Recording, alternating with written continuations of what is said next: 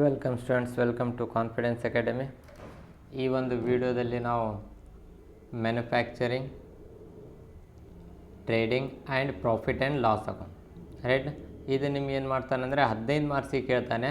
Manufacturing, trading and profit and loss account ಮತ್ತು ಒಂದು balance sheet ಸಹ ಹಾಕಬೇಕು, ರೈಟ್. ಇವತ್ತು ನಾನೇನು ಮಾಡ್ತೇನೆ ಅಂದರೆ manufacturing, trading and profit and loss account ಅಂದರೆ ಮಾಸ್ಟರ್ ಪ್ರಾಬ್ಲಮ್ ಅಂದರೆ ಇದರಲ್ಲಿ ಆಲ್ಮೋಸ್ಟ್ ಆಲ್ 90% ಐಟಮ್ಸ್ ಯಾವ್ದ್ಯಾವುದು ಬರ್ತಾವೆ ಅವು ಎಲ್ಲ ಐಟಮ್ಸ್ಗಳನ್ನು ನಾನು ಇನ್ಕ್ಲೂಡ್ ಮಾಡಿ ಒಂದು ಪ್ರಾಬ್ಲಮನ್ನು ಹೇಳ್ತಾ ಇದ್ದೇನೆ. ಯಾವುದು? Manufacturing, trading and profit and loss account. ಮೊದಲು ನಾವು ಮ್ಯಾನುಫ್ಯಾಕ್ಚರಿಂಗ್ ಅಕೌಂಟ್ ಅಂದರೆ ಏನು ಅಂತ ನಾವು ತಿಳ್ಕೊಳ್ಳೋಣ, ರೈಟ್. ಮ್ಯಾನುಫ್ಯಾಕ್ಚರಿಂಗ್ ಅಕೌಂಟ್ ಅಂದರೆ ಏನು ಮತ್ತು ಯಾಕೆ ಹಾಕ್ತೀವಿ ನಾವು ಮ್ಯಾನುಫ್ಯಾಕ್ಚರಿಂಗ್ ಅಕೌಂಟ್? ಮ್ಯಾನುಫ್ಯಾಕ್ಚರಿಂಗ್ ಅಕೌಂಟ್ ಅಂದರೆ ಒಂದು ಯಾವುದಾದ್ರೆ ಒಂದು ಪ್ರಾಡಕ್ಟನ್ನು ತಯಾರು ಮಾಡೋದು, ರೈಟ್. ಅಂದರೆ ಮೊದಲು ನಾವೇನು ಮಾಡ್ತೀವಿ, ಒಂದು ವಸ್ತುವನ್ನು ತಯಾರು ಮಾಡ್ತೀವಿ. ತಯಾರು ಅಂದರೆ ಮ್ಯಾನುಫ್ಯಾಕ್ಚರಿಂಗ್ ಅಂದರೆ ಒಂದು ವಸ್ತುವನ್ನು ತಯಾರು ಮಾಡಿ ಅದನ್ನು ಮತ್ತೆ ಶಾಪ್ನಲ್ಲಿ ತೊಗೊಂಬಂದು ಅದನ್ನು ಮಾರಾಟ ಮಾಡ್ತೀವಿ. ಈಗ ಆಲ್ಮೋಸ್ಟ್ ಆಲ್ ನಾವು ಏನು ಮಾಡ್ತೀವಿ ಅಂದರೆ ಬಿಸ್ನೆಸ್ನಲ್ಲಿ ಬೇರೆ ಒಂದು ಕಡೆಯಿಂದ ಏನು ಮಾಡ್ತೀವಿ ಅಂದರೆ ಖರೀದಿ ಮಾಡ್ಕೊಂಬರ್ತೀವಿ, ರೈಟ್. ಒಂದು ಸ್ಥಳದಿಂದ ಖರೀದಿ ಮಾಡಿಕೊಂಡು ಇನ್ನೊಂದು ಸ್ಥಳಕ್ಕೆ ನಾವು ಏನು ಮಾಡ್ತೀವಿ ಅಂದರೆ ನಮ್ಮ ಶಾಪಿಗೆ ಗೂಡ್ಸ್ಗಳನ್ನು ತೊಗೊಂಬಂದು ಇಲ್ಲಿಂದ ನಾವೇನು ಮಾಡ್ತೀವಿ, ಸೇಲ್ಸ್ ಮಾಡ್ತೀವಿ. ಇದು ಕಾಮನ್ ಪ್ರೋಸೆಸ್ ಆಯಿತು. ಬಟ್ ಈಗ ಏನು ಮಾಡ್ತಾಯಿದ್ದೀವಿ ಅಂದರೆ ನಾವೇ ಒಂದು ಮ್ಯಾನುಫ್ಯಾಕ್ಚರ್ ಮಾಡ್ತಾಯಿದ್ದೀವಿ, ರೈಟ್. ಮ್ಯಾನುಫ್ಯಾಕ್ಚರ್ ಮಾಡಿದ ಮೇಲೆ ಅಂದರೆ ರಾ ಮಟೀರಿಯಲ್ಸ್, ಕಚ್ಚಾ ವಸ್ತುಗಳನ್ನು ತಗೊಂಡು ನಾವೇನು ಮಾಡ್ತೀವಿ, ಒಂದು ಸಿದ್ಧ ವಸ್ತುವನ್ನಾಗಿ ಪರಿವರ್ತನೆ ಮಾಡ್ತೀವಿ. ಒಂದು ವಸ್ತು ತಯಾರಾದ ಮೇಲೆ ಅದನ್ನು ನಾವು ನಮ್ಮ ಶಾಪ್ನಲ್ಲಿ ತಗೊಂಡು ಅಲ್ಲಿಂದ ನಾವೇನು ಮಾಡ್ತೀವಿ, ಮಾರಾಟ ಮಾಡ್ತೀವಿ, ರೈಟ್. ಅಂದರೆ ಮ್ಯಾನುಫ್ಯಾಕ್ಚರ್ ಅಂದರೆ ಒಂದು ವಸ್ತುವನ್ನು ನಾವೇ ತಯಾರು ಮಾಡೋದಕ್ಕೆ ನಾವೇನಂತ ಹೇಳ್ತೀವಿ, ಮ್ಯಾನುಫ್ಯಾಕ್ಚರಿಂಗ್ ಅಂತ ಹೇಳ್ತೀವಿ.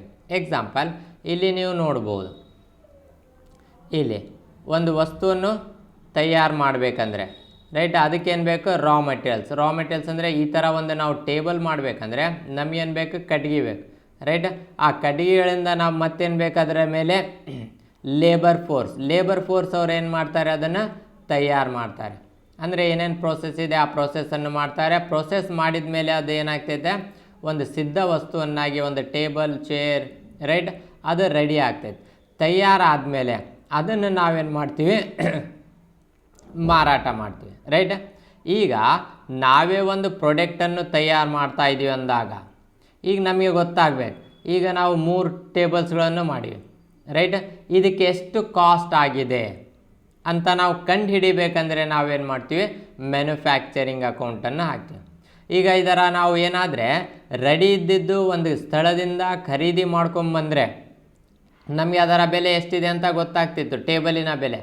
ಆದರೆ ಇಲ್ಲಿ ನಾವೇನು ಮಾಡಿವಿ ಅಂದರೆ ನಾವೇ ತಯಾರು ಮಾಡಿವಿ ಅಂದರೆ ಒಂದೇ ಸಲ ಅಮೌಂಟ್ ಕೊಟ್ಟಿಲ್ಲ, ಕೆಲವೊಂದು ಕಡ್ಗೆಗಳನ್ನು ತೊಗೊಂಬಂದಿವಿ, ರೈಟ್. ಕೆಲವೊಂದು ಲೇಬರ್ಸ್ಗಳನ್ನು, ಕೆಲವೊಂದು ಐಟಮ್ಸ್ಗಳು ಅಂದರೆ ಫೆವಿಕಾಲ್ ಆಗಿರ್ಬೋದು, ಕಡ್ಗೆ ಆಗಿರ್ಬೋದು, ರೈಟ್, ನೇಲ್ಸ್ ಆಗಿರ್ಬೋದು, ಇವೆಲ್ಲವನ್ನು ತೊಗೊಂಬಂದು ಮತ್ತು ಲೇಬರ್ ಫೋರ್ಸ್ ತಯಾರು ಮಾಡೋದಕ್ಕೆ ಎಕ್ಸ್ಪೆನ್ಸಸ್, ರೈಟ್.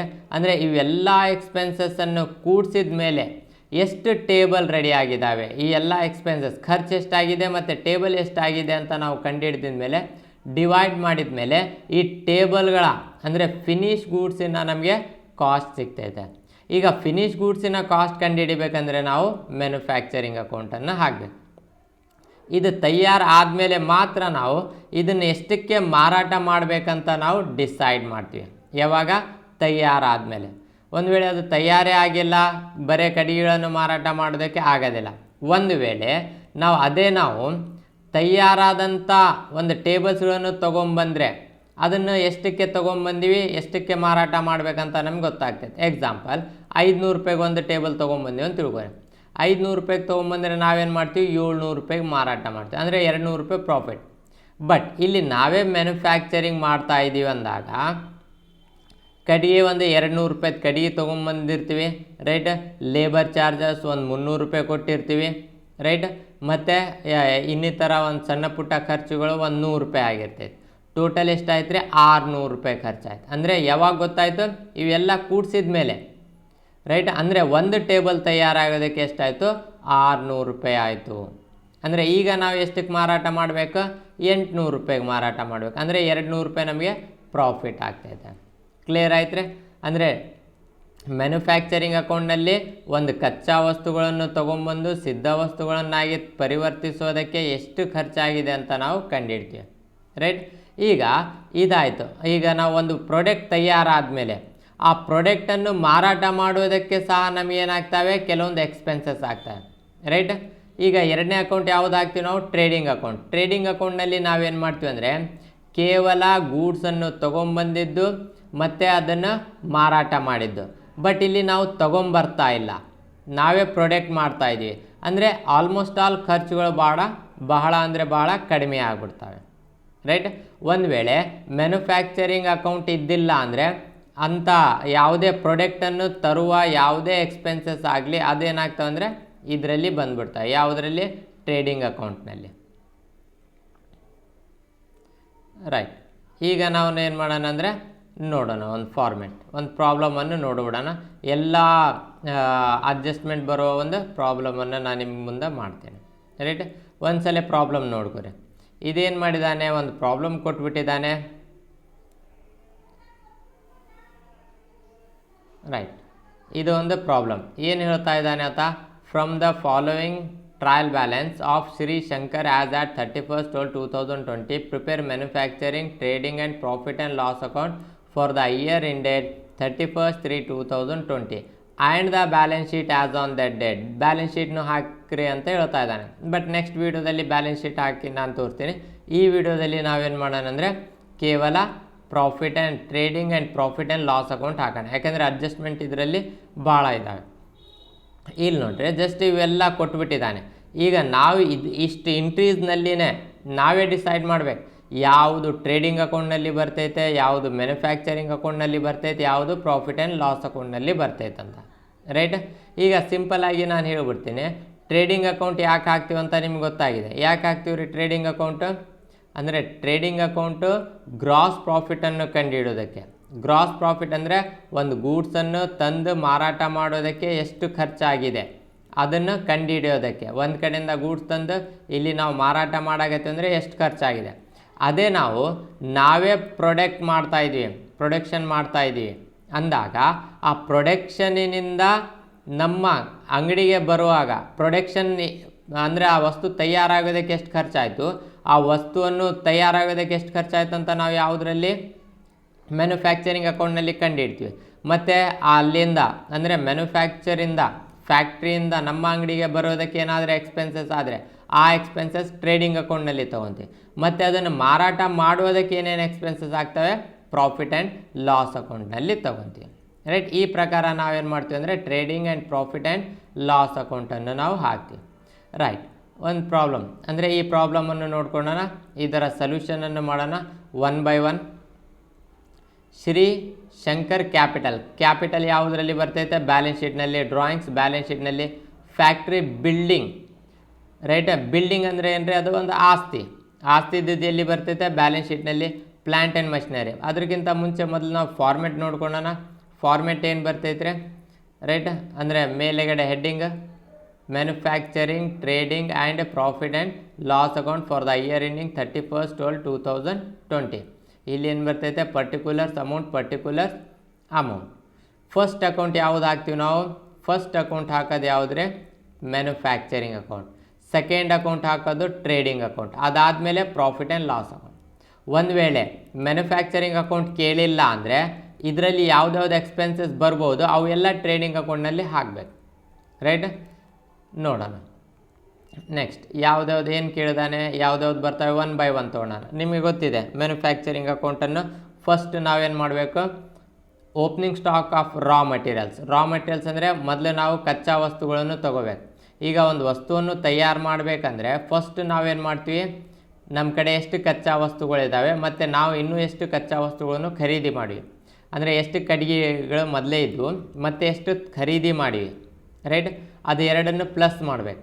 ಪ್ಲಸ್ ಮಾಡಿದ ಮೇಲೆ ಎಷ್ಟು ಉಪಯೋಗ ಆಯಿತು, ಆ ಉಪಯೋಗ ಆದಮೇಲೆ ಎಷ್ಟು ಟೇಬಲ್ಸ್ ಖರ್ಚಾದ ಮೇಲೆ ಎಷ್ಟು ಟೇಬಲ್ ತಯಾರಾದ ಮೇಲೆ ಅದರಲ್ಲಿ ಎಷ್ಟು ಉಳಿದೈತೆ ಅದನ್ನು ಮೈನಸ್ ಮಾಡಬೇಕು, ನೋಡ್ಕೊರಿ, ರೈಟ್. ಈ ಪ್ರಾಬ್ಲಮ್ನಲ್ಲಿ ಫಸ್ಟ್ ನಾವೇನು ಮಾಡಬೇಕು, ಫ್ಯಾಕ್ಟ್ರಿ ಬಿಲ್ಡಿಂಗ್ ಬರಲ್ಲ, plant and machinery. First manufacturing ಅಕೌಂಟ್ನಲ್ಲಿ ಯಾವ್ದು ಬರ್ತವೆ ನೋಡೋಣ. ಪ್ಲ್ಯಾಂಟ್ ಆ್ಯಂಡ್ ಮಷಿನರಿ ಬರಲ್ಲ, ರೈಟ್.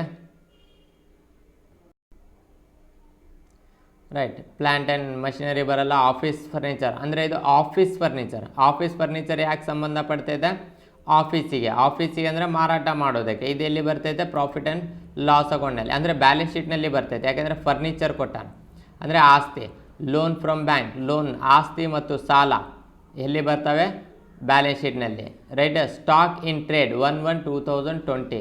ರಾ ಮಟೀರಿಯಲ್ಸ್ ಅಂದರೆ ರಾ ಮಟೀರಿಯಲ್ಸ್ 20,000, ಫಿನಿಶ್ ಗೂಡ್ಸ್ 60,000. ನಮಗೆ ಓಪನಿಂಗ್ ಸ್ಟಾಕ್ ಮೊದಲು ರಾ ಮಟೀರಿಯಲ್ಸ್ ಕಚ್ಚಾ ವಸ್ತುಗಳು ಬೇಕು. ಎಲ್ಲಿ?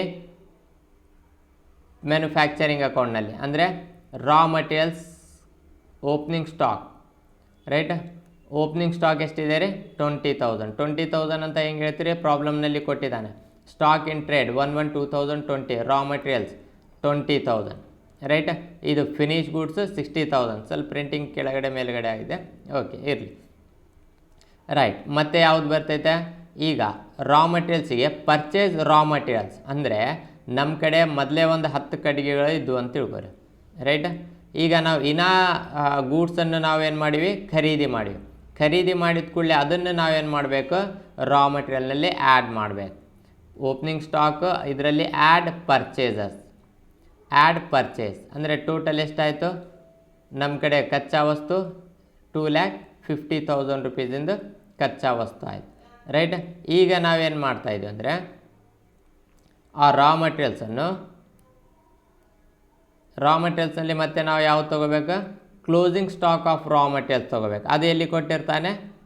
ಅಡ್ಜಸ್ಟ್ಮೆಂಟ್ನಲ್ಲಿ ಕೊಟ್ಟಿರ್ತಾನೆ, right. Closing stock as at 31/12/2020. Ra materials ₹15,000. Finish goods ಬರಲ್ಲ, ಯಾವುದು? ಕೇವಲ ರಾ ಮಟೀರಿಯಲ್ಸ್ ಮಾತ್ರ ಬರ್ತೈತೆ. ಯಾವುದರಲ್ಲಿ? ಮ್ಯಾನುಫ್ಯಾಕ್ಚರಿಂಗ್ ಅಕೌಂಟ್ನಲ್ಲಿ, ರೈಟ್. ಲೆಸ್ ಕ್ಲೋಸಿಂಗ್ ಸ್ಟಾಕ್ 15,000 ಅಂದರೆ ಟೋಟಲ್ ನಮಗೆ ಖರ್ಚಾಗಿದ್ದು ರಾ ಮಟೀರಿಯಲ್ಸ್ ಎಷ್ಟು? 2,35,000. ಉದಾಹರಣೆಗೆ ಅಂದರೆ ನಾವು ಜಸ್ಟ್ ಈ ಕಟ್ಟಿಗೆಗಳನ್ನು ನೋಡೋಣ. ಮೊದಲು ನಮ್ಮ ಕಡೆ ಎಷ್ಟು ಕಟ್ಟಿಗೆಗಳಿದ್ದು, ಮತ್ತು ನಾವು ಎಷ್ಟು ಕಟ್ಟಿಗೆಗಳನ್ನು ಖರೀದಿ ಮಾಡಿವಿ? ಎಕ್ಸಾಂಪಲ್ 10 ಆ ಥರ ಕಟ್ಟಿಗೆಗಳು ಇದ್ದು ಅಂತ ತಿಳ್ಕೊರಿ. ಮತ್ತು ನಾವೇನು ಮಾಡಿವಿ ಅಂದರೆ 10ನಲ್ಲಿ ಇನ್ನೊಂದು 50 ಕಟ್ಟಿಗೆಗಳನ್ನು ಖರೀದಿ ಮಾಡಿವಿ, ಈ ಥರ ಕಟ್ಟಿಗೆಗಳನ್ನು, ರೈಟ್. ಟೋಟಲ್ ಎಷ್ಟಾಯಿತು? 60 ಆಯಿತು. 60 ಆದಮೇಲೆ ಲಾಸ್ಟಿಗೆ ಒಂದು 5 ಕಟ್ಟಿಗೆಗಳು ಉಳಿದವು. ಅಂದರೆ ನಾವು ಎಷ್ಟು ಯೂಸ್ ಮಾಡಿದಂಗೆ ಆಯಿತು? 55 ಕಟ್ಟಿಗೆಗಳನ್ನು ಯೂಸ್ ಮಾಡಿದಂಗೆ ಆಯಿತು. ಅದೇ ಕಟ್ಟಿಗೆಗಳನ್ನು ನಾವಿಲ್ಲಿ ಏನು ಮಾಡ್ತಾಯಿದ್ವಿ? ವ್ಯಾಲ್ಯೂನಲ್ಲಿ ತೋರಿಸ್ತಾ ಇದ್ವಿ. ಅಂದರೆ ಫಸ್ಟ್ ನಾವೇನು ಮಾಡಿದ್ವಿ? ನಮ್ಮ ಕಡೆ 20,000 ರೂಪಾಯಿದು ಕಟ್ಟಿಗೆಗಳು ಇತ್ತು, ಮತ್ತು ನಾವು ಇನ್ನೂ 50 ಕಟ್ಟಿಗೆಗಳಂದರೆ 2,30,000 ರೂಪಾಯಿ ಖರೀದಿ ಮಾಡಿವಿ. ಒಟ್ಟು 2.5 ಲಕ್ಷದ ಖರೀದಿ ಮಾಡಿವಿ. ಬಟ್ 2.5 ಲಕ್ಷದ ಕಟ್ಟಿಗೆಗಳನ್ನು ನಾವು ಉಪಯೋಗ ಮಾಡಿಲ್ಲ. ಎಷ್ಟು ಮಾಡಿವಿ ಅಂದರೆ 15,000 ರೂಪಾಯಿದು ಉಳಿದೈತೆ. 15,000 ರೂಪಾಯಿ ಮೈನಸ್ ಮಾಡಿದರೆ 2,35,000 ರೂಪಾಯಿದು ಉಪಯೋಗ ಮಾಡಿವಂತ ಅರ್ಥ, ರೈಟ್. ಈಗ ನೆಕ್ಸ್ಟ್ ಮತ್ತೆ ನಾವೇನು ಮಾಡಬೇಕಂದ್ರೆ ಮತ್ತೆ ಯಾವುದು ಎಂಟ್ರಿ ಬರ್ತೈತೆ? ಮ್ಯಾನುಫ್ಯಾಕ್ಚರಿಂಗ್ ಅಕೌಂಟ್ನಲ್ಲಿ ಫಿನಿಶ್ ಗೂಡ್ಸ್ ಆಗಿದೆ. ಪರ್ಚೇಸ್ ರಾ ಮೆಟೀರಿಯಲ್ಸ್, ಸೇಲ್ಸ್ ಎಲ್ಲಿ ಬರ್ತೈತೆ? ಟ್ರೇಡಿಂಗ್ ಅಕೌಂಟ್ನಲ್ಲಿ ಬರ್ತೈತೆ, ರೈಟ್. ಬಿಲ್ಸ್ ಪೇಬಲ್ ಬ್ಯಾಲೆನ್ಸ್ ಶೀಟ್ನಲ್ಲಿ, ಬಿಲ್ಸ್ ರಿಸೀವಬಲ್ ಬ್ಯಾಲೆನ್ಸ್ ಶೀಟ್ನಲ್ಲಿ, ಸನ್ರಿ ಕ್ರೆಡಿಟರ್ಸ್ ಬ್ಯಾಲೆನ್ಸ್ ಶೀಟ್ನಲ್ಲಿ, ಸನ್ರಿ ಡೆಟಾರ್ಸ್ ಬ್ಯಾಲೆನ್ಸ್ ಶೀಟ್ನಲ್ಲಿ. ಕ್ಯಾರೇಜ್ ಆ್ಯಂಡ್ ಆಕ್ಟ್ರಾಯ್ ಬರ್ತೈತೆ, ಎಲ್ಲಿ ಬರ್ತೈತೆ? Manufacturing account. ಒಂದು ವೇಳೆ ಮ್ಯಾನುಫ್ಯಾಕ್ಚರಿಂಗ್ ಅಕೌಂಟ್ ಪ್ರಾಬ್ಲಮ್ನಲ್ಲಿ ಕೇಳಿಲ್ಲ ಅಂದರೆ ಟ್ರೇಡಿಂಗ್ ಅಕೌಂಟ್ನಲ್ಲಿ ಬರ್ತೈತೆ, ರೈಟ್. ಕ್ಯಾರೇಜ್ ಆ್ಯಂಡ್ ಆಕ್ಟ್ರಾಯ್ ಎಷ್ಟಿದೆ ರೀ? 10,000. ಕ್ಯಾರೇಜ್ ಆ್ಯಂಡ್ ಆಕ್ಟ್ರಾಯ್ ಅಂದ್ರೇನು? ಅಂದರೆ ಸರಕುಗಳನ್ನು ರಾ ಮೆಟೀರಿಯಲ್ಸನ್ನು ತೊಗೊಂಬರೋದಕ್ಕೆ ಏನೇನು ಎಕ್ಸ್ಪೆನ್ಸಸ್ ಆಗ್ತೈತೆ ಅದೆಲ್ಲದಕ್ಕೆ ನಾವೇನಂತ ಹೇಳ್ತೀವಿ? ಕ್ಯಾರೇಜ್ ಆ್ಯಂಡ್ ಆಕ್ಟ್ರಾಯ್ ಅಂತ ಹೇಳ್ತೀವಿ. ಆಕ್ಟ್ರಾಯ್ ಅಂದ್ರೇನೇನ್ರಿ? ಒಂದು ಗೂಡ್ಸನ್ನು ತೊಗೊಂಬರುವ ಒಂದು ಖರ್ಚು, ಟ್ರಾವೆಲಿಂಗ್ ಚಾರ್ಜಸ್ ಅಂತ ಹೇಳ್ತೀವಿ. ಟ್ರಾವೆಲಿಂಗ್ ಅಂದರೆ ಗೂಡ್ಸನ್ನು ತರುವ ಒಂದು ಖರ್ಚು ಅಂತ ಹೇಳ್ತೀವಿ, right. Next carriage and octroi. Manufacturing wages ಕ್ಲಿಯರಾಗಿ ಕೊಟ್ಟಿದ್ದಾನಂತ. ಮ್ಯಾನುಫ್ಯಾಕ್ಚರಿಂಗ್ ವೇಜಸ್ ಅಂದರೆ ಸರಕನ್ನು ತಯಾರು ಮಾಡುವ ವೇಜಸ್ ಅಂತ, ಅಂದರೆ ಅದನ್ನು ಸಹ ಇದರಲ್ಲಿ ಬರ್ತೈತೆ. ಯಾವುದರಲ್ಲಿ? ಮ್ಯಾನುಫ್ಯಾಕ್ಚರಿಂಗ್ ಅಕೌಂಟ್ನಲ್ಲಿ. ಮ್ಯಾನುಫ್ಯಾಕ್ಚರಿಂಗ್ ವೇಜಸ್ ಎಷ್ಟಿದೆ ರೀ? 50,000. ಮತ್ತೇನು ಕೇಳ್ತಾ ಇದ್ದಾನೆ? ಮ್ಯಾನುಫ್ಯಾಕ್ಚರಿಂಗ್ ವೇಜಸ್ ಆಯಿತು. Other direct expenses, right. ಮತ್ತು ಡೈರೆಕ್ಟ್ ಎಕ್ಸ್ಪೆನ್ಸಸ್ ಅದರ್ ಎಷ್ಟಿದೆ ರೀ? Other direct expenses 4,000, right. ಅದನ್ನು ಸಹ ನಾವೇನು ಮಾಡಬೇಕಂದ್ರೆ 4,000 ತಗೋಬೇಕು. ಯಾವುದರಲ್ಲಿ ತಗೋಬೇಕು? ಮ್ಯಾನುಫ್ಯಾಕ್ಚರಿಂಗ್ ಅಕೌಂಟ್ನಲ್ಲಿ. Other direct expenses 4,000. ಒಂದು ವೇಳೆ ಮ್ಯಾನುಫ್ಯಾಕ್ಚರಿಂಗ್ ಅಕೌಂಟ್ ಹಾಕ್ತಾ ಇಲ್ಲ ಅಂದರೆ ಇವೆಲ್ಲ ಎಕ್ಸ್ಪೆನ್ಸಸ್ ಎಲ್ಲಿ ಬರ್ತವೆ? ಟ್ರೇಡಿಂಗ್ ಅಕೌಂಟ್ನಲ್ಲಿ ಬರ್ತಾವೆ ಅಂತ ಹೇಳ್ತಾ ಇದ್ದೇನೆ, ರೈಟ್. ನೆಕ್ಸ್ಟ್ ಮ್ಯಾನುಫ್ಯಾಕ್ಚರಿಂಗ್ ಅಕೌಂಟು ಅದರಲ್ಲಿ ಯಾವುದು ಬಂತು ಈಗ other direct expenses. Motive power ಅಂದರೆ ಎರಡು ಥರದ ಪವರ್ ಅಂದರೆ ಏನು ರೀ ಕರೆಂಟ್ ಬಿಲ್. ಕರೆಂಟ್ ಎರಡು ಥರದ ಇರ್ತೈತೆ ರೀ ರೈಟ್. ಒಂದನೇದ್ದು ಲೈಟಿಂಗ್ ಅಂತ ಇರ್ತೈತೆ, ಇನ್ನೊಂದು ಪವರ್ ಅಂತ ಇರ್ತೈತೆ. ಈಗ ಲೈಟಿಂಗ್ ಅಂದ್ರೇನು, ಈಗ ಎಕ್ಸಾಂಪಲ್ ನಾವು ಮನೆಗಳಿಗೆ ಆಫೀಸ್ಗಳಿಗೆ ಈಗ ಮಾರಾಟ ಮಾಡಬೇಕಂದ್ರೆ ಒಂದು ಆಫೀಸ್ ಮಾಡಬೇಕು, ಆ ಆಫೀಸಿಗೆ ನಾವು ಏನು ಲೈಟ್ ಫ್ಯಾನ್ ರೈಟ್ ಏನೇನು ಲೈಟ್ ಫ್ಯಾನ್ ಅವು ಹಚ್ತೀವಲ್ರಿ ಅದಕ್ಕೆ ನಾವೇನಂತ ಹೇಳ್ತೀವಿ ಕರೆಂಟ್ ಎಲೆಕ್ಟ್ರಿಸಿಟಿ ಬಿಲ್ ಅಥವಾ ಲೈಟ್ ಚಾರ್ಜಸ್ ಅಂತ ಹೇಳ್ತೀವಿ. ಎಲ್ಲಿ ನಾವು ಏನಾದರೂ ಪ್ರಾಡಕ್ಟನ್ನು ತಯಾರು ಮಾಡ್ತಾಯಿದ್ವಿ, ಮ್ಯಾನುಫ್ಯಾಕ್ಚರಿಂಗ್ ಮಾಡ್ತಾಯಿದ್ವಿ ಅಂದರೆ ಮ್ಯಾನುಫ್ಯಾಕ್ಚರಿಂಗ್ ಮಾಡ್ತಾಯಿದ್ವಿ ಅಂದರೆ ಅಲ್ಲಿ ಮಷಿನರೀಸ್ ಬೇಕಾಗ್ತಾಯಿದೆ ರೈಟಾ. ಅಂದರೆ ಮಷಿನರೀಸ್ ಬೇಕಾಗಿದ್ದಾವಂದರೆ ಎಕ್ಸಾಂಪಲ್ ಈ ಪ್ರಾಬ್ಲಮ್ನಲ್ಲಿ ನೋಡ್ಬೋದು ನೀವು ರೈಟ್. ದೊಡ್ಡ ದೊಡ್ಡ ಮಷಿನರಿಗಳು ಇರ್ತವೆ ಒಂದು ವಸ್ತುವನ್ನು ತಯಾರು ಮಾಡಬೇಕಂದ್ರೆ ರೈಟ್. ಈ ಮಷಿನರಿಗಳಿಗೆ ನಾವೇನು ಕರೆಂಟ್ ಉಪಯೋಗ ಮಾಡ್ತೀವಿ ಎಲೆಕ್ಟ್ರಿಸಿಟಿ, ಅದಕ್ಕೆ ನಾವೇನಂತ ಹೇಳ್ತೀವಿ ಮೋಟಿವ್ ಪವರ್ ಅಂತ ಹೇಳ್ತೀವಿ ರೈಟ್. ಕರೆಂಟೇ ಅದನ್ನು ಬಟ್ ಅದು ಪವರ್ ಅಂತ ಹೇಳ್ತೀವಿ. ಅಂದರೆ ಪವರ್ ಅಂತ ಎಲ್ಲಿ ಕೊಟ್ಟಿರ್ತಾನೆ ಪ್ರಾಬ್ಲಮ್ನಲ್ಲಿ ಪವರ್ ಅಂತ ಕೊಟ್ಟರೆ ಅದನ್ನು ನಾವೇನು ಮಾಡಬೇಕಂದ್ರೆ ಮ್ಯಾನುಫ್ಯಾಕ್ಚರಿಂಗ್ ಅಕೌಂಟ್ನಲ್ಲಿ ತಗೋಬೇಕು. ಮ್ಯಾನುಫ್ಯಾಕ್ಚರಿಂಗ್ ಅಕೌಂಟ್ ಹಾಕ್ತಾ ಇಲ್ಲ ನೀವು ಟ್ರೇಡಿಂಗ್ ಅಕೌಂಟ್ ಹಾಕ್ತಾ ಇದ್ದೀರ ಅಂದರೆ ಟ್ರೇಡಿಂಗ್ ಅಕೌಂಟ್ನಲ್ಲಿ ತಗೋಬೇಕು. ಯಾವುದ್ರೆ ಪವರ್ ರೈಟ್. ಅಂದರೆ ಪವರ್ ಬರ್ತೈತೆ ಮೋಟಿವ್ ಪವರ್ ಎಷ್ಟಿದೆ ರೀ 12,000 rupees right. 12,000 rupees motive power ಇದೆ. ನೆಕ್ಸ್ಟ್ ಮತ್ತೇನು ಕೇಳ್ತಾ ಇದ್ದಾನೆ ಮೋಟಿವ್ ಪವರ್ ಆದಮೇಲೆ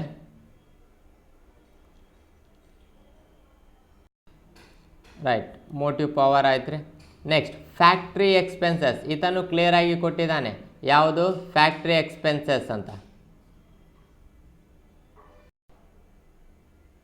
ರೈಟ್. ಫ್ಯಾಕ್ಟ್ರಿ ಎಕ್ಸ್ಪೆನ್ಸಸ್ ಅಂತ ಡೈರೆಕ್ಟ್ ಕೊಟ್ಟಿದ್ದಾನೆ. ಫ್ಯಾಕ್ಟ್ರಿ ಎಕ್ಸ್ಪೆನ್ಸಸ್ ಅಂತ ಡೈರೆಕ್ಟ್ ಕೊಟ್ಟಾನಂದರೆ ಇದು ಕಂಪಲ್ಸರಿ ಮ್ಯಾನುಫ್ಯಾಕ್ಚರಿಂಗ್ನಲ್ಲಿ ಬರಬೇಕು. ಫ್ಯಾಕ್ಟ್ರಿ ಅಂತ ಯಾವುದು ಕೇಳ್ತೀವಿ ಎಲ್ಲಿ ಪ್ರಾಡಕ್ಟ್ಸನ್ನು ತಯಾರು ಮಾಡ್ತೀವಿ ಅದಕ್ಕೆ ನಾವು ಫ್ಯಾಕ್ಟ್ರಿ ಅಂತ ಹೇಳ್ತೀವಿ ರೈಟ್. ಅಂದರೆ ಇದರಲ್ಲಿ ಬರ್ತೈತೆ ಫ್ಯಾಕ್ಟ್ರಿ ಎಕ್ಸ್ಪೆನ್ಸಸ್ 9,000 ರೈಟ್. ನೆಕ್ಸ್ಟ್ ಮತ್ತೇನು ಕೇಳ್ತಾ ಇದ್ದಾನೆ ಸ್ಟೋರ್ ಕನ್ಸ್ಯೂಮ್ಡ್ ಬರ್ತೈತ್ರಿ store consumed right. Store consumed ಎಷ್ಟಿದೆ ಅಂತ ನಾವು ನೋಡೋಣ ರೈಟ್. ಸ್ಟೋರ್ಸ್ ಕನ್ಸ್ಯೂಮ್ ಎಷ್ಟು 5,000 ಅಂದರೆ 5,000 ರೂಪಾಯಿದು ಕನ್ಸ್ಯೂಮ್ ಉಪಯೋಗ ಮಾಡ್ಕೊಂಡಿವಂತ ಎಲ್ಲಿ ಬರ್ತೈತೆ ಫ್ಯಾಕ್ಟ್ರಿ ಎಕ್ಸ್ಪೆನ್ಸಸ್ನಲ್ಲಿನೇ ಬರ್ತೈತೆ. ಆಫೀಸ್ ಸ್ಯಾಲರಿ ಅಂದರೆ ಅದು ಎಲ್ಲಿ ಹೋಗ್ತೈತ್ರೆ ಆಫೀಸಿಗೆ ಸಂಬಂಧಪಟ್ಟಿದ್ದು. ಆಫೀಸಿಗೆ ಅಂದರೆ ನಾವು ಪ್ರಾಫಿಟ್ ಆ್ಯಂಡ್ ಲಾಸ್ ಅಕೌಂಟ್ನಲ್ಲಿ ಬರ್ತೈತೆ right.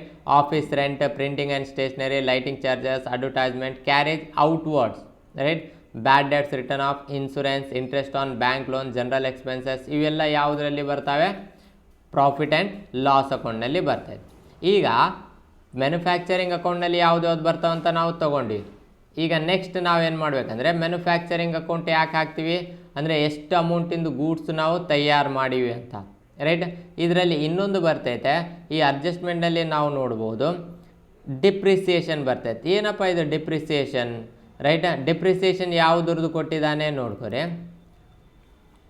Depreciation factory building by 10,000 factory building ಯಾವುದ್ರದ್ದು ಫ್ಯಾಕ್ಟ್ರಿನ ಬಿಲ್ಡಿಂಗಿನ 10,000 ರೂಪಾಯಿ. ಡಿಪ್ರಿಸಿಯೇಷನ್ ಅಂದರೆ ವ್ಯಾಲ್ಯೂ ಕಡಿಮೆ ಆಗ್ತೈತೆ right. Decrease in the value of the assets ಎಷ್ಟು 10,000 ರೂಪಾಯಿ. Plant and machinery 15,000.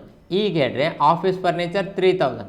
ಈಗ ನಾವು ಡಿಪ್ರಿಸಿಯೇಷನ್ ಫ್ಯಾಕ್ಟ್ರಿ ಬಿಲ್ಡಿಂಗ್ ಎದ್ರ ಸಲುವಾಗಿ ಯೂಸ್ ಮಾಡ್ತೀವಿ ಫ್ಯಾಕ್ಟ್ರಿಗಾಗಿ ಉಪಯೋಗ ಮಾಡ್ತೀವಿ ಅಂದರೆ 10,000 ರೂಪಾಯಿ ಎಲ್ಲಿ ಬರಬೇಕು ಮ್ಯಾನುಫ್ಯಾಕ್ಚರಿಂಗ್ ಅಕೌಂಟ್ನಲ್ಲಿ ಬರಬೇಕು. ಮಷಿನರಿ ಬೈ 15,000 ಮಷಿನರಿಯಲ್ಲಿ ಉಪಯೋಗ ಮಾಡ್ತೀವಿ ಪ್ರಾಡಕ್ಟನ್ನು ಮ್ಯಾನುಫ್ಯಾಕ್ಚರ್ ಮಾಡುವಾಗ. ಈ 15,000 ರೂಪಾಯಿನೂ ಮ್ಯಾನುಫ್ಯಾಕ್ಚರ್ ಅಕೌಂಟ್ನಲ್ಲಿ ಬರಬೇಕು. ಆಫೀಸ್ ಫರ್ನಿಚರ್ ಆಫೀಸಿಗೆ ಸಂಬಂಧಪಟ್ಟಿದ್ದೆಲ್ಲವೂ ಎಲ್ಲಿ ಬರ್ತೈತೆ ಪ್ರಾಫಿಟ್ ಆ್ಯಂಡ್ ಲಾಸ್ ಅಕೌಂಟ್ನಲ್ಲಿ. ಅಂದರೆ ಈ ಎರಡು ಡಿಪ್ರಿಸಿಯೇಷನ್ ಏನಾಗ್ತೈತೆ ಅಂದರೆ ನಮಗೆ ಇಲ್ಲಿ ಮ್ಯಾನುಫ್ಯಾಕ್ಚರಿಂಗ್ ಅಕೌಂಟ್ನಲ್ಲಿ ಬರ್ತವೆ. ಒಂದನೇದು ಡಿಪ್ರಿಸಿಯೇಷನ್ ಆನ್ ಯಾವುದಾದ್ರ ಮೇಲೆ ಪ್ಲ್ಯಾಂಟ್ ಆ್ಯಂಡ್ ಮಷಿನರಿ ಎಷ್ಟಿದೆ ರೀ 15,000. ಫ್ಯಾಕ್ಟ್ರಿ ಬಿಲ್ಡಿಂಗ್ ಮೇಲೆ ಎಷ್ಟಿದೆ 10,000. ಅಂದರೆ ಟೋಟಲ್ ಎಷ್ಟಾಯಿತು 25,000. ಈಗ ನಾವೇನು ಮಾಡ್ತಾ ಇದ್ದೀವಿ ಅಂದರೆ ಟೋಟಲ್ ಎಷ್ಟು ಅಮೌಂಟಿಂದು ಗೂಡ್ಸನ್ನು ನಾವು ತಯಾರು ಮಾಡಿವಿ ಅಂತ ಕ್ಯಾಲ್ಕುಲೇಷನ್ ಮಾಡಾಕತ್ತೀವಿ ರೈಟ್. ಕಾಸ್ಟ್ ಆಫ್ ಟೋಟಲ್ ಈ ಕಡೆ ನೋಡಿದರೆ 3,50,000 ಅದೇ 3,50,000 ಈ ಕಡೆ ತಗೋರಿ. ಮತ್ತು ನಮಗೆ ಏನಾಯಿತು ಟ್ರೇಡಿಂಗ್ ಅಕೌಂಟಿಗೆ ಟ್ರಾನ್ಸ್ಫರ್ ಮಾಡ್ತೀವಿ. ಅಂದರೆ 3,50,000 ರೂಪಾಯಿದು ಪ್ರಾಡಕ್ಟನ್ನು ನಾವು ತಯಾರು ಮಾಡಿವಿ. ಎಷ್ಟು ಟೇಬಲ್ ಮಾಡಿವಿ ಎಷ್ಟು ಚೇರ್ ಮಾಡಿವಿ ಅದಕ್ಕೆ ತಕ್ಕಂತೆ ನೀವು ರೇಟನ್ನು ಫೈನಲ್ ಮಾಡ್ಬೋದು. ಈಗ ಈ ಟ್ರೇಡಿಂಗ್ ಅಕೌಂಟ್ನಲ್ಲಿ ತಯಾರಾದಂಥ ಗೂಡ್ಸು ಮ್ಯಾನುಫ್ಯಾಕ್ಚರ್ ಅಕೌಂಟ್ನಲ್ಲಿ ತಯಾರಾದಂಥ ಗೂಡ್ಸು ಟ್ರೇಡಿಂಗ್ ಅಕೌಂಟ್ನಲ್ಲಿ ನಾವು ತೊಗೊಂಬರ್ತೀವಿ. ರೈಟ್, ಟ್ರೇಡಿಂಗ್ ಅಕೌಂಟ್ನಲ್ಲಿ ತೊಗೊಂಬರುವಾಗ ಮೊದಲೇ ನಮ್ಮ ಕಡೆ ಏನಾದರೆ ಫಿನಿಶ್ ಗೂಡ್ಸ್ ಇದ್ದರೆ, ಫಿನಿಶ್ ಗೂಡ್ಸ್ ಆಲ್ರೆಡಿ ಇದೆ ಇಲ್ಲ ಅಂತ ನಾವು ನೋಡ್ಕೊಳ್ಳೋಣ. ಇಲ್ಲಿ ಸ್ಟಾಕ್ ಅಂತ ಕೊಟ್ಟಿದ್ದ, stock of raw materials 20,000, finish goods 60,000. ಅಂದರೆ ಮೊದಲೇ ನಮ್ಮ ಕಡೆ ಕೆಲವೊಂದು ಟೇಬಲ್ ಚೇರ್ಸ್ ರೆಡಿ ಆಗಿದ್ದು ಇದ್ದು, ರೈಟ್, ಅದು ಇನ್ನೂ ಸೇಲ್ ಆಗಿದ್ದಿಲ್ಲ. ಎಷ್ಟು ಅಮೌಂಟಿಂದ? 60,000 ರೂಪಾಯಿ.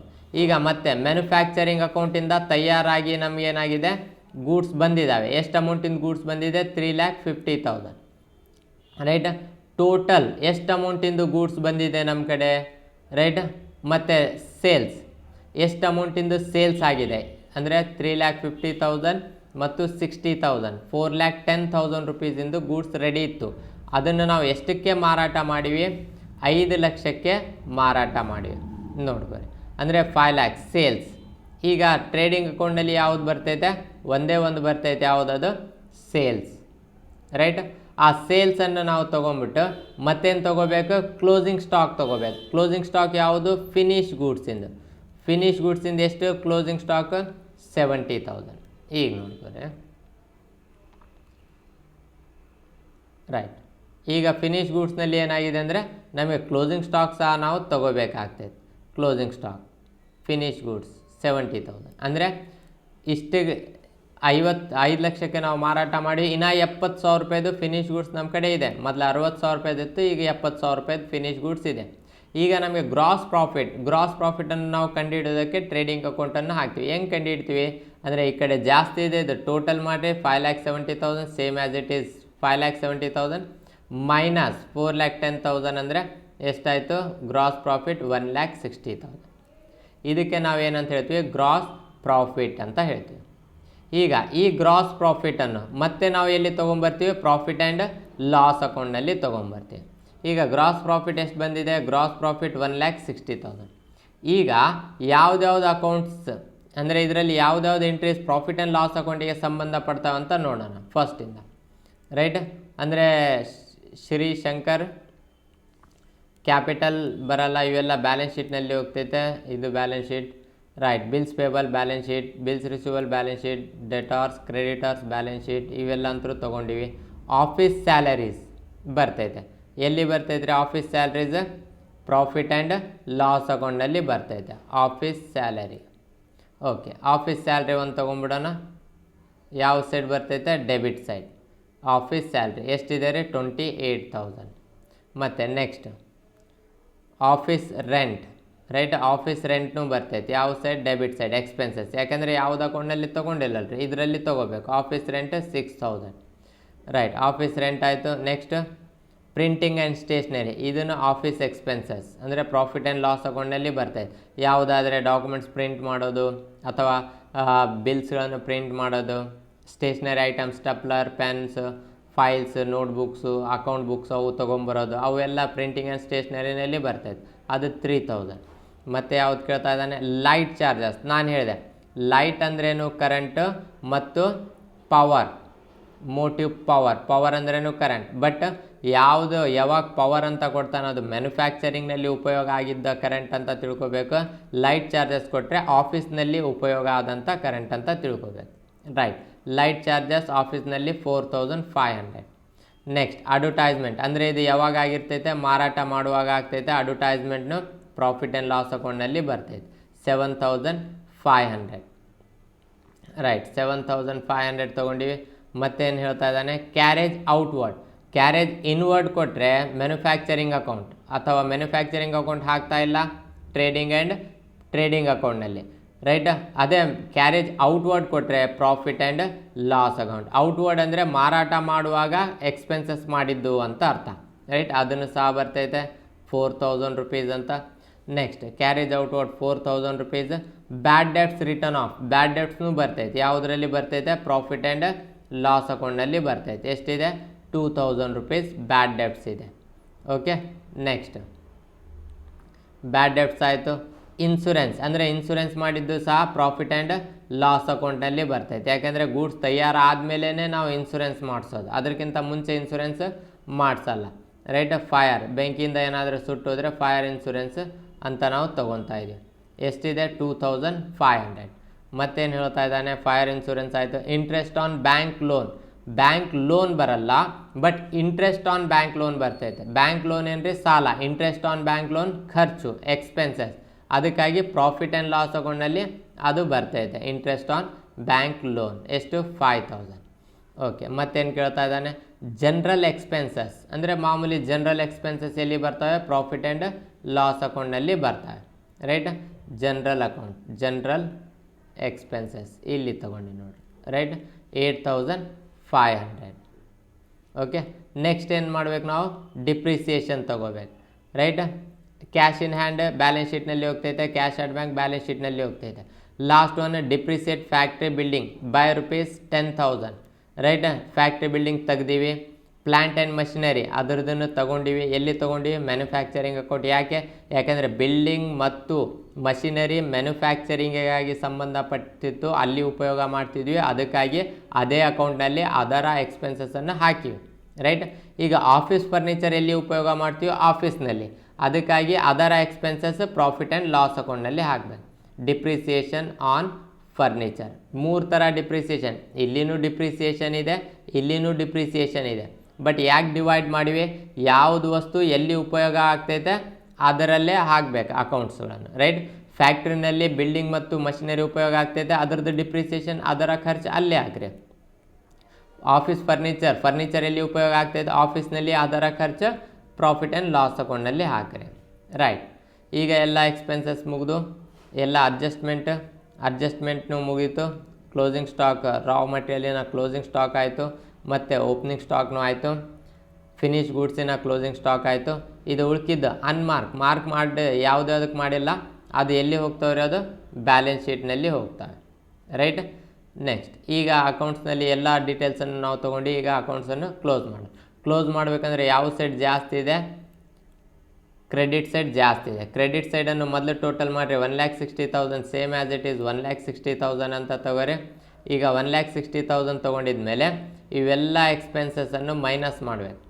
ಮೈನಸ್ ಮಾಡಿದ ಮೇಲೆ ಏನು ಆನ್ಸರ್ ಬರ್ತೈತೆ? ಅದು ನೆಟ್ ಪ್ರಾಫಿಟ್. ಅಂದರೆ ಒಂದು ವಸ್ತುವನ್ನು ತಯಾರು ಮಾಡಿ ಅದನ್ನು ನಮ್ಮ ಶಾಪಿಗೆ ತಗೊಂಬಂದು ಮಾರಾಟ ಮಾಡಿ ಮತ್ತು ಎಲ್ಲ ಖರ್ಚುಗಳನ್ನು ತೆಗೆದಿದ ಮೇಲೆ ಆ ಒಂದು ವಸ್ತುವನ್ನು ಮಾರಾಟ ಮಾಡಿದ್ರಿಂದ ನಮಗೆ ನೆಟ್ ಪ್ರಾಫಿಟ್ ಎಷ್ಟಾಗಿದೆ, ರೈಟ್. ಎಲ್ಲ ಖರ್ಚುಗಳನ್ನು ತೆಗೆದಿದ ಮೇಲೆ ನಮಗೆ ನೆಟ್ ಉಳಿದಿದ್ದ ಅಮೌಂಟಿಗೆ ನಾವು ಏನಂತ ಹೇಳ್ತೀವಿ? ನೆಟ್ ಪ್ರಾಫಿಟ್ ಅಂತ ಹೇಳ್ತೀವಿ. ಅಂದರೆ ತಯಾರು ಮಾಡೋದು ಖರ್ಚಾಯಿತು, ರೈಟ್. ಅದನ್ನು ಮಾರಾಟ ಮಾಡೋದು ಖರ್ಚಾಯಿತು. ಎಲ್ಲ ಖರ್ಚನ್ನು ತೆಗೆದಿದ ಮೇಲೆ ನಮಗೆ ಉಳಿದಿದ್ದೆಷ್ಟೇ? 86,000 ಅಂತ ನಮಗೆ ಈ ಪ್ರಾಬ್ಲಮ್ನಲ್ಲಿ ಗೊತ್ತಾಯ್ತು, ರೈಟ್. ಅಂದರೆ ಪ್ರಾಬ್ಲಮ್ ಸ್ವಲ್ಪ ಲೆಂತ್ ಇದೆ, ಸ್ವಲ್ಪ ನಿಮಗೆ ಕನ್ಫ್ಯೂಸ್ ಆಗ್ಬೋದು.